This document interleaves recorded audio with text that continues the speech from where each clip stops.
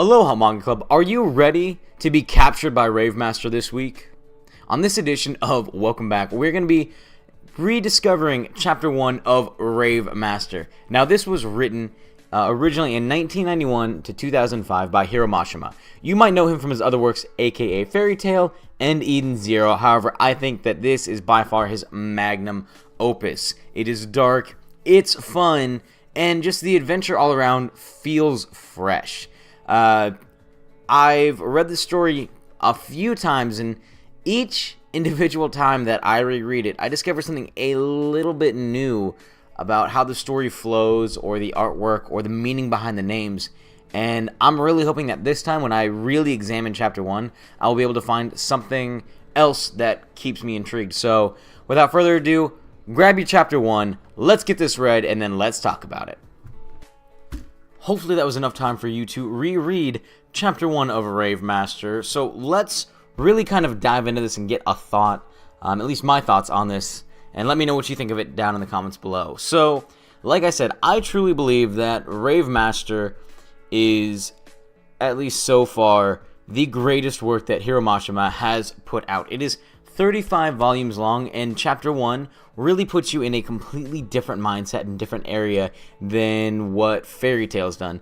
And really a little bit different than what Eden Zero has done, at least, again, so far. Now, Rave Master, literally the first two panels that we open up with, is an explosion that just rocks the world around it. And later on, we find out that this was an explosion called Overdrive, and it destroyed 1/10 of the world, like straight up murderated it, which is insane. And we get this viewpoint from somebody that has not been named yet in this chapter. However, later on, it is discovered to be Shiba, the previous master of the rave.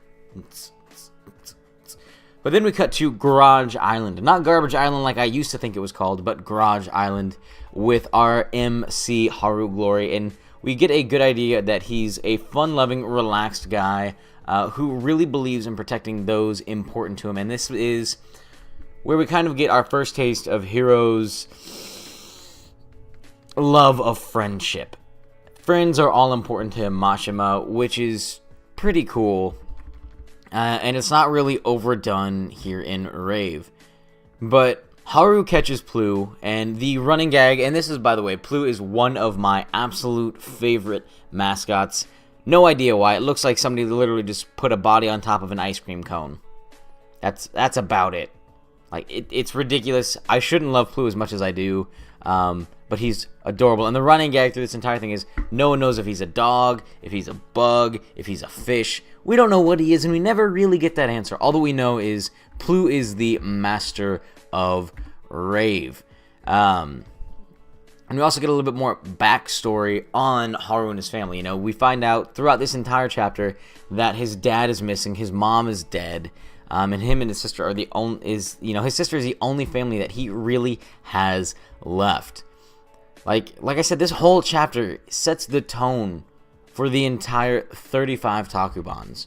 You know, there's fun, there's seriousness, there's fights, like, it's all there. But the one thing that Mashima does so well is he establishes the strength of the MC, you know, that he has talent, that he trains, that he's a hard worker. Establish that he has a little bit of a temper, much like most of his characters do.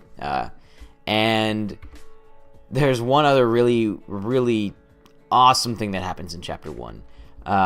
The old guy Shiba is, like, straight up shot through. Like, he gets laser blasted through the chest, and it nearly dies. Like, that is so dark for Mashima, at least compared to when you're reading something like Fairy Tail, where that did not happen even close to Chapter 1. They just punched a weird pervert in the face. Yeah, that was Chapter 1 of Fairy Tail. But overall, the way that the story is set up really makes you feel good. It makes you feel great, and you know that you're about to go on this adventure to battle the idea of evil weapons. And I love it. I love coming back to this every single time. Like I said, it's something that I never had considered before, just how dark Chapter 1 was. And how different it was from Eden Zero Chapter 1 and Fairy Tail Chapter 1. And I just keep coming back to the story and smiling every single time that I read it. The artwork is simple. It's not over the top. It's not ridiculous. The humor gets me every single time. It's a feel-good manga for me. Even when you get to volume 35, the very end, it still manages to make you feel good with the ending. And that's something that Mashima does perfectly. So, I love this, and I hope that you love this as well. For everyone new and old, welcome and welcome back. It's your boy Lohali, signing out.